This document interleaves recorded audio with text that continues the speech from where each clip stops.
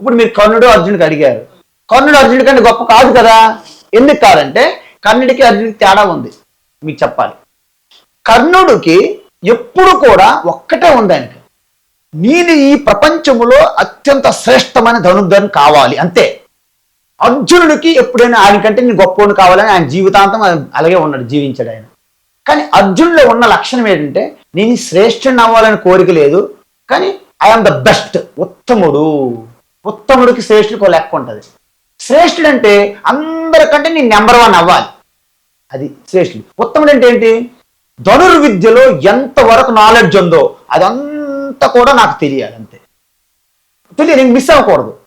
ఆటోమేటిక్గా ఉత్తముడు అయ్యేవాడు శ్రేష్ఠ అవ్వచ్చు, కానీ శ్రేష్ఠుడు అయిన ప్రతి వాడు ఉత్తముడు కాలేడు. ఎందుకంటే ఆయనలో జలసీ ఉంటుంది, ఆయనలో ఈ కాంపిటీషన్ ఉంటుంది. ఉత్తముడిలో కాంపిటీషన్ ఉండదు. అందుకే కర్ణుడు చేసిన మొట్టమొదటి తప్పు ఏంటంటే ఆయన ద్రోణుడి దగ్గరికి వెళ్ళాడు.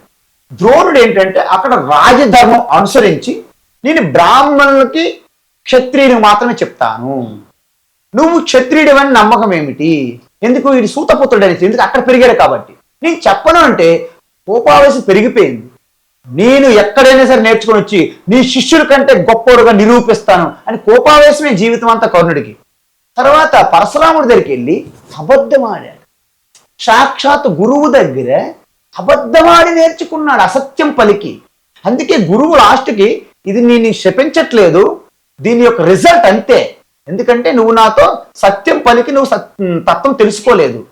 ఎందుకంటే సత్యకామ జాబాలి అనే అతను ఒక పరిచారిక బిడ్డ, అత్యంత శూద్ర వర్ణములో ఉన్నటువంటి సత్యకామ జాబాల కుర్రోడు ఋషి దగ్గరికి వెళ్ళి, మా అమ్మ పరిచారిక, మా అమ్మకి నేను సేవ చేసుకుంటే చిన్నప్పుడే మా నాన్న నాకు తెలియదు, పరిచారి పుట్టాం మేము, నాకు గోత్రాలు ఏమి తెలియవు అని ధైర్యంగా చెప్పాడు.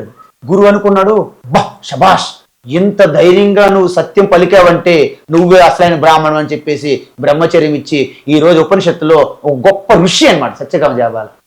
మీకు అర్థమవుతుంది కదా. సో ఈ విధంగా ఈ విధంగా కర్ణుడు పరశురాముడి దగ్గరికి వెళ్ళి అబద్ధం ఆడాడు. అబద్ధం ఆడినప్పటికీ అర్జునుడికి నేర్చుకున్నంత విద్య అంతా నేర్చుకున్నాడు కర్ణుడు.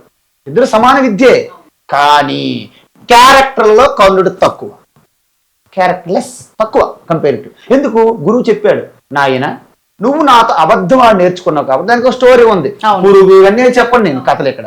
సో అప్పుడు గురువు ఏమన్నాడంటే అసలైన పరీక్షా సమయంలో నీ విద్య నీకు గుర్తు రాకుండా ఉండుగాక. అయిపోయింది కదా. అందుకే మనందరం నేర్చుకుని కర్ణుడి విద్య అంటారు, అవసరమైన మర్చిపోతాం అంతే.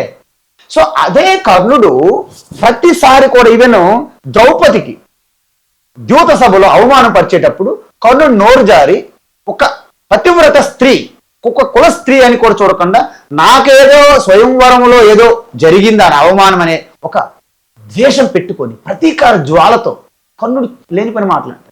సో కర్ణుడి క్యారెక్టర్ ఎప్పుడు కూడాను నెగిటివ్ కింద ఉన్నది మహాభారతం ఒరిజినల్ గా. దాన్ని హైలైట్ చేసేసి సూర్యపుత్ర కర్ణ అని చెప్పేసి హైలైట్ చేసుకొని అర్జునుడి కంటే గొప్పడేవాడు కర్ణుడి ఫ్యాన్స్ ఉంటారు కదా, ప్రతి ఒక్కరు విలన్ ఫ్యాన్స్ ఉంటారు. రియాలిటీ చెప్తున్నాను నేను, నా కర్ణుడు అర్జునుడు అని కాదు. రియాలిటీ ఏంటంటే Karna is not equal to Arjuna. Arjuna is always ఉత్తమ, కర్ణ శ్రేష్ఠుడు కాదనట్లేదు. కర్ణుడి సామాన్యుడు కాదు కదా. మంచి మాట అన్నాడు.